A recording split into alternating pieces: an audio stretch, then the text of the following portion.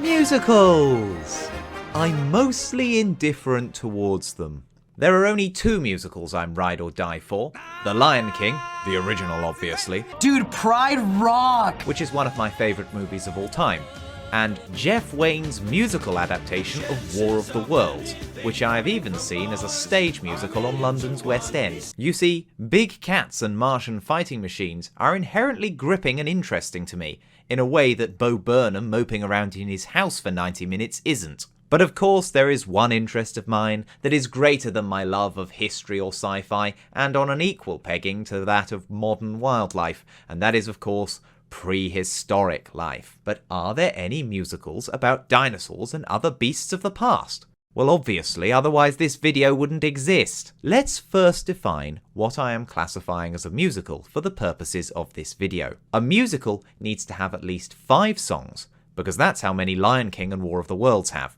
And that way, I don't have to watch any of the Land Before Time sequels, which only have 3 or 4. Secondly, a musical must have a story to it. There are many artists, such as Ray Troll and Professor Flint, who have produced albums of prehistoric animal music, but they're all disconnected ditties with no connective tissue between them. Finally, I am only counting musicals that have officially released soundtracks, be that digital, CD, vinyl or cassette. I am not including any number of YouTube exclusive animated musicals or community theatre Jurassic Park parodies. So, without further ado, let us begin with a special dishonourable mention. Disappointment in the game of life! When I started this project, the first thing I did was Google the phrase Dinosaur Musical. And as luck would have it, the first result is a page on the Broadway licensing website for a dinosaur musical. Oh, now that's AI, so we're already off to a bad start. But this musical was written in 2005, so it can't be AI generated too, and I don't want to judge a book by its cover. So I can read the first half of the script on the website, but what about the music itself? Surely it's available online somewhere. I can peruse the written score, but as someone with no musical talent whatsoever, I can't do anything with this. There are a few YouTube videos of community theatre groups performing the odd song, and that's it. The musical, which boasts the absolute title of The Dinosaur Musical, has a nearly non-existent digital footprint. So what's it about? From what I can find online, it's set in the immediate aftermath of the meteorite impact, following a mixed group of herbivorous dinosaurs trying to find a safe haven away from a pack of ravenous theropods. Wait a minute, this is just Disney's Dinosaur again! Only rather than discovering the lost world, the herbivores end up taking shelter in a cafe near a volcano, and apparently they sing about spaghetti. I genuinely would like to hear the soundtrack to this musical, or even better, watch a full performance of the thing. It might be the best dinosaur musical ever, or it might be utterly dreadful, but in the absence of substantial footage or a soundtrack, I can't really rate this one fairly. So here it is, at the bottom of the list. Fearsome Godzilla has evolved to become more powerful than ever and joins the mighty Kong. The Mighty Kong is the very definition of a movie that is less than the sum of its parts. Based on the iconic 1933 film, it stars veteran British actor Dudley Moore in his final ever role as Carl Denham, and Jodie Benson, best known for Disney's Little Mermaid, as Anne Darrow. The songs were written by the Sherman Brothers, who did songs for numerous Disney films, including the most iconic song about an ape king. Now I'm the king of the swingers, oh, the jungle VIP. So how did this film end up at the bottom of the list? Well, racism. Look, the original 1933 film is pretty awful in that regard, but somehow this film, released a few weeks before I was born, is just as bad, also featuring a tribe of ooga-boogering natives committing human sacrifices. And notice how even the member of the tribe that they intend to sacrifice is significantly paler than the rest of them. Well, I'm getting ahead of myself, because we don't reach the island until about half an hour into this 70-minute film, and the pacing of this film is its second great sin. The first half is stuffed with weak attempts at slapstick humour and the gibbering of this monkey character, intended to stand in for the racist depiction of a Chinese cook from the original film. But don't worry, they make up for it by being racist to Hawaiians instead, with a musical number called Dolly of Papalioli, where Anne Darrow imagines herself on a tropical island. This of course adds nothing to the story, which brings up the third big problem, the songs themselves. There's only 6, 2 of which are just Broadway shows of Denham's with the same tune. What's the hardest show on earth? Where do you get your honey's word? He's the biggest beast on earth.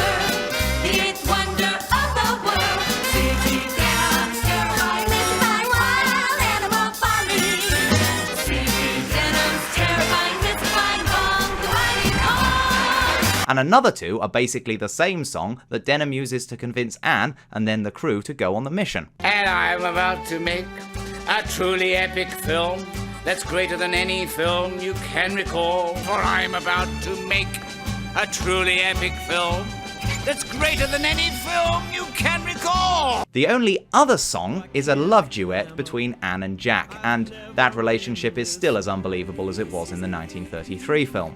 5 of the 6 songs appear before Kong even shows up, at the 42-minute mark. And then what follows is a 9-minute speedrun of the island. I was watching the rest of the film at 1 1/4 speed up to this point, and I had to slow it down to process what was happening. Kong fights a T-Rex, a flock of pterodactyls, and a giant snake. Jack fights a Triceratops with carnivorous teeth, and a volcano erupts and destroys the entire island. Jack rescues Anne, and Kong is knocked out with smoke bombs. It feels like the filmmakers rushed this section because they couldn't put any musical numbers into it, hence padding the lead up to it and cutting straight to a song as soon as we get back to New York. After Kong's inevitable escape, we then get another rush sequence of events where he kills a couple by putting their car on a train track, destroys the Hindenburg, and then falls off the Empire State Building, cracking his head open on the way down. But, as this is a kids' film, after Denham delivers the iconic line, It wasn't the fall that killed Kong. It was beauty that killed the beast. it turns out that Kong is alive after all, but maybe completely paralysed. Who knows? The film then abruptly ends. I should mention that the animation is pretty rubbish, but given that just about everything else on this list is either a stage musical or a concept album, there's little to compare with here. Speaking of, there was another Kong musical that first played in 2013 in Melbourne, and then in 2018 on Broadway, produced by Global Creatures, who also did Walking with Dinosaurs live. Despite this connection, the show has no appearances by any dinosaurs, instead just featuring a big snake, and the soundtrack isn't available either, despite playing on Broadway for 9 months.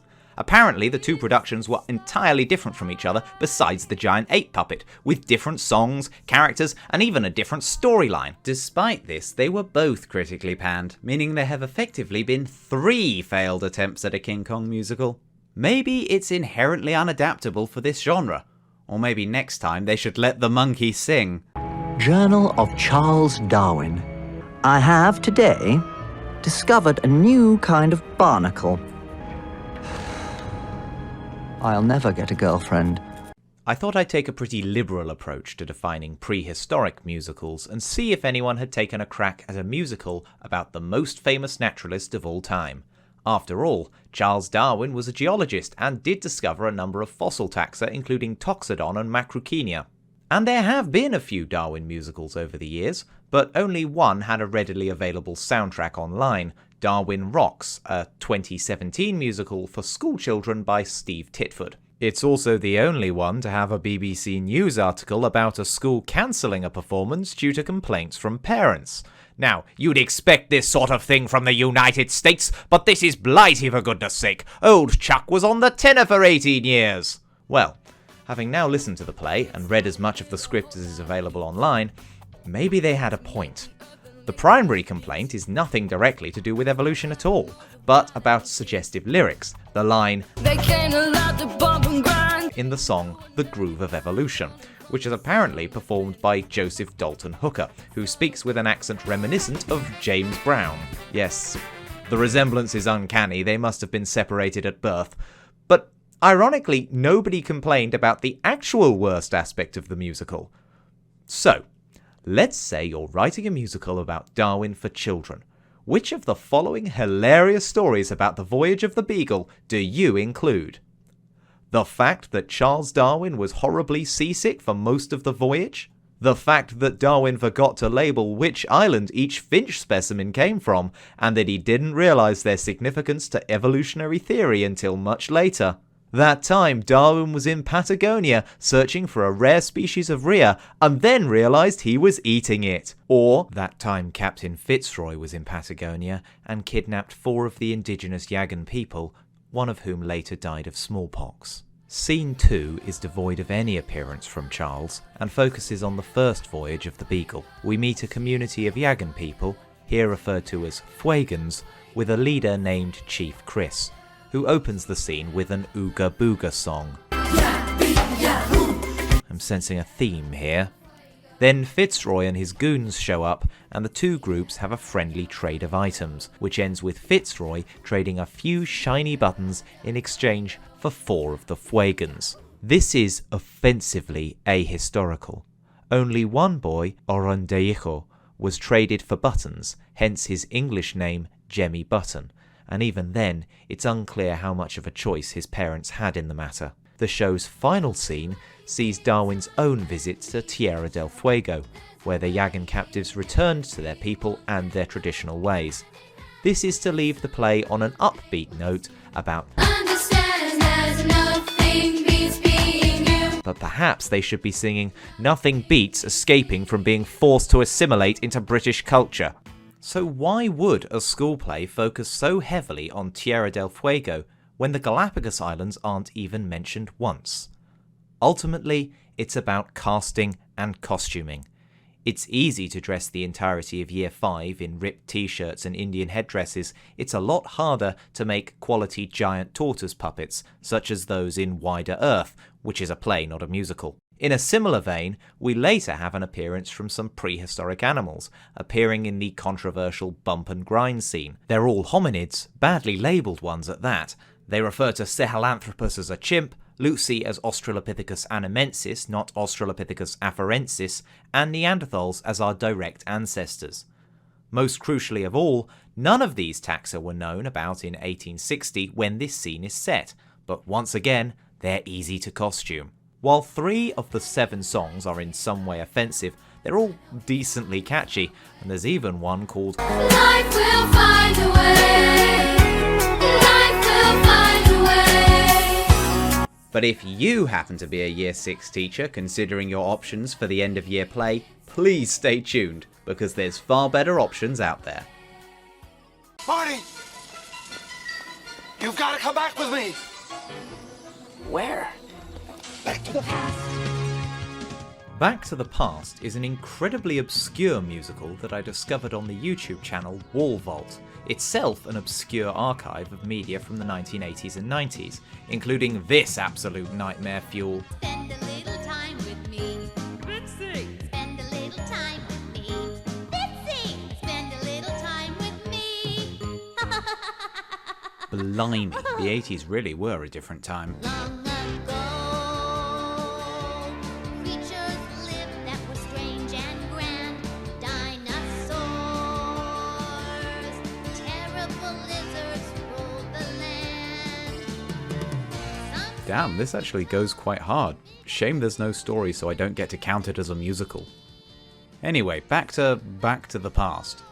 Wall Vault tells us in the description of the video that Back to the Past was ripped from a cassette tape, which I managed to track down on eBay. On the back of the cassette we see that the musical was published in 1992 and was the work of Stephen Gruskin and Alan Belling, and according to the World Cat Library database, copies still exist in 2 libraries in the USA. There appear to be other songs on the cassette, but I'm not spending £70 to secure this thing, especially because I wouldn't have the technology to play it. The story follows 2 siblings, Elliot and Steph, who are sucked into the past through a wormhole and documents their journey to return home in time for dinner. The first dinosaur they encounter is an Archaeopteryx, who suggests We'll just go hunting for the king. He'll know what to do. Why don't you hop on my back and we'll fly back to the beginning of time. Okay, slow down. There is a lot to unpack here. Firstly, obviously the king is a T-Rex, but how would he know what to do?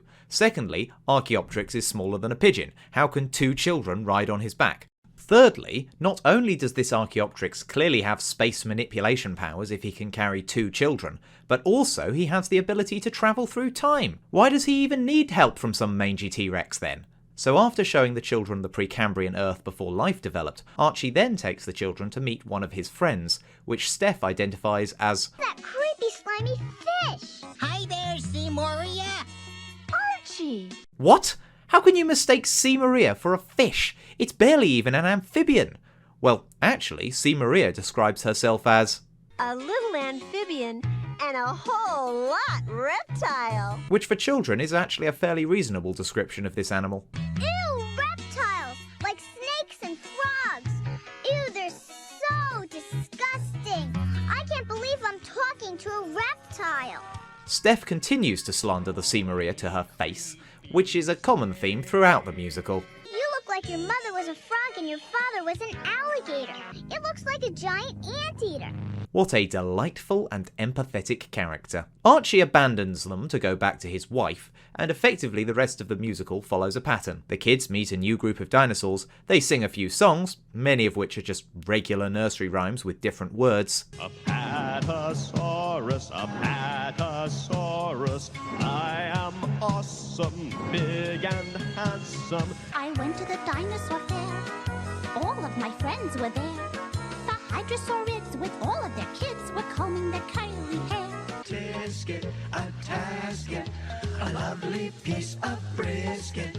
The only thing we like to eat, these mouthfuls of delicious meat. And then get passed on to the next group. They meet a parade of small dinosaurs, which includes Hypsilophodon are among the smallest, but they climb the trees, even the tallest. Yes, this is 1992, not 1882. They meet a Trachodon, who is apparently unaware of what frogs and alligators are. I never heard of a frog or an alligator or a duck, but it's true. My family is called the duck-billed dinosaurs.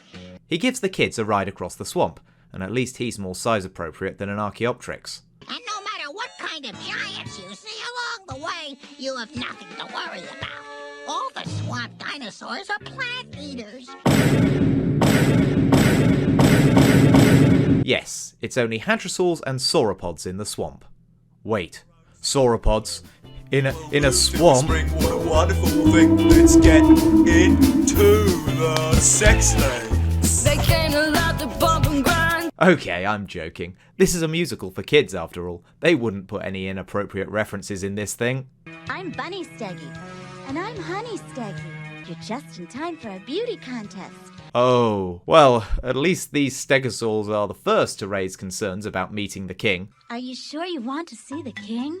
You know he's a meat eater. But they duly send the kids away to their certain deaths on the back of an ankylosaurus. Damn, at this point these kids are riding more dinosaurs than the actual dino riders. Eventually they meet the king, who actually has one of the best songs in the entire musical, which isn't saying much. I chase my prey all night and day. I love to eat. I love my meat. With teeth I bite. With claws I fight. When they see me come, the others run! They can't allow the bump and grind. The T-Rex doesn't actually want to eat the children, instead threatening to feed them to his pet crocodile, because that's something a T-Rex would have, I guess. Fortunately for the children, they get sucked into a tornado and jettisoned back to 1992 in time for dinner. What's for dinner, Mom? How about some nice, juicy steaks? I think I'd rather just have plants. I mean vegetables. Me too. Based. But in all seriousness, this is arguably the perfect so bad it's good dinosaur musical.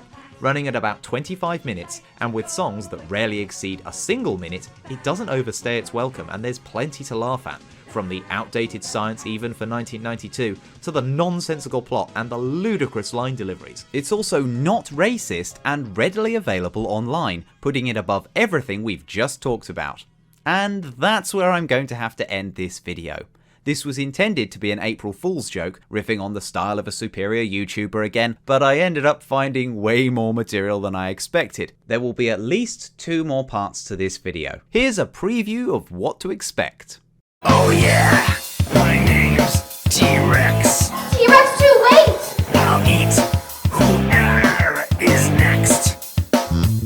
As a Microraptor, I find that, but now comment on my species despicable. You better hide. I'm feeling hunger. Probably a diplodocus. He created the universe. And he is a jealous duck. Let us pray.